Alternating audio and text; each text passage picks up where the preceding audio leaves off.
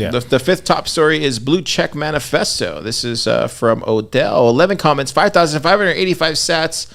A Nostr post. An Nostr post. Well, you actually wanted this to be one of your top stories. I wanted to have this as one of my sources. I thought it was a great, dude, this is one thing, dude, just, knowing Odell and just the way he looks at things, he's very, like, I don't know what you would call that, but he can kind of peer into the future, dude. Like, and kind of, like, pull things back and then, like, bring it forward. And then you're like, crap, that dude was right. And if you look at all the receipts he has, like, he's been,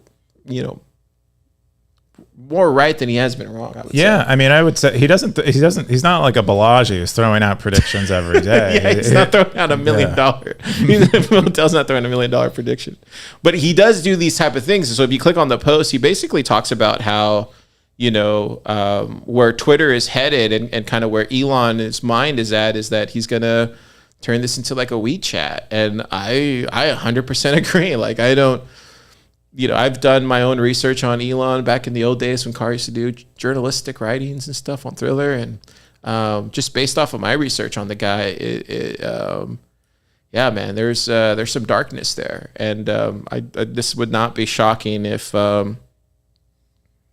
this kind of comes into fruition. So like he goes into it, he says that to those that do not appreciate freedom, the value prop is clear. WeChat is incredibly powerful and successful in China. WeChat has become an integrated part of life in China. You use it to message your friends, buy your groceries, hail a ride, and even book a doctor's appointment. It's basically impossible to exist in China without it. The Chinese app started off as a simple smartphone messaging app in 2011, less than a year after WhatsApp was founded, but it grew explosively as it expanded into kind of a super app that takes place of Uber, Grubhub, Venmo, Craigslist, and a whole bunch of other services.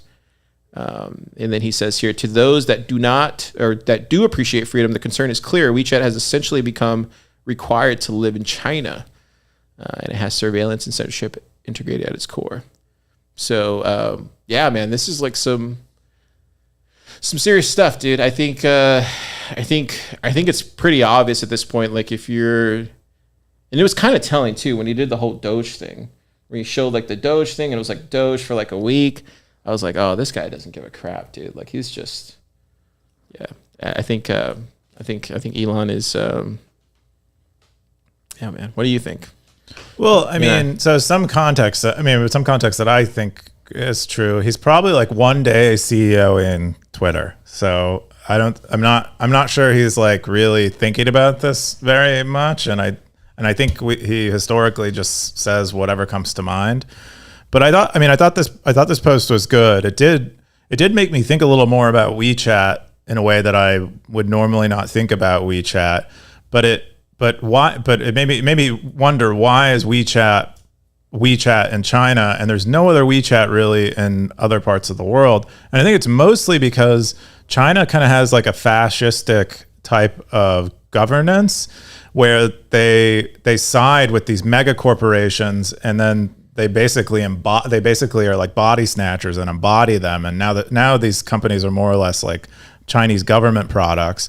And so there's not really any way to compete with WeChat. Mm-hmm. And so there can't, so if people want something like a Grubhub, WeChat builds it in, and there's not going to be a competitor to it because China's government will prevent it so that they can continue operating. You don't think Twitter's kind of headed that way? Meta, we saw the whole Apple Vision. Did you see the Apple Vision goggles? Like, this is clearly obvious where like these centralized platforms are even becoming more centralized than they already are, and then they're gonna eventually it's gonna merge. It's gonna be like Netflix, Apple, Soft, Google. Like it's just gonna be one conglomerate.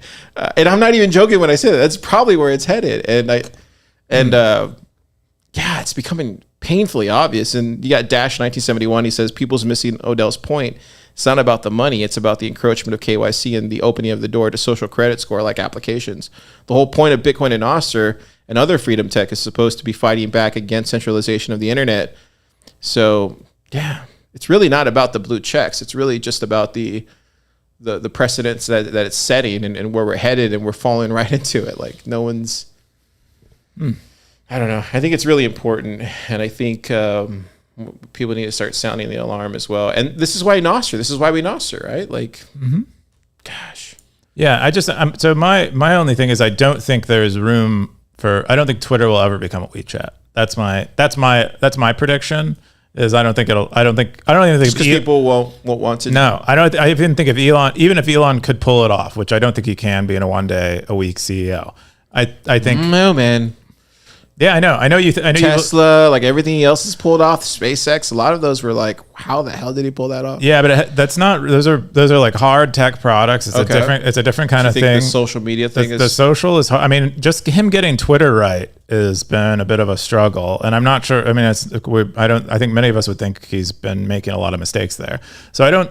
And then now he's going to add in 10 other products to it, all seamlessly that people want, and somehow compete with something like DoorDash, which already, maybe you could acquire it, but I personally don't really see it happening. I think it's worth thinking about. I think it's a really interesting thought experiment, but I also don't think Elon is like, he wants to be WeChat in the sense that he wants surveillance and control and social credit scores. I think he wants WeChat in terms of he thinks it's a great business and I think with that, but I don't know, man.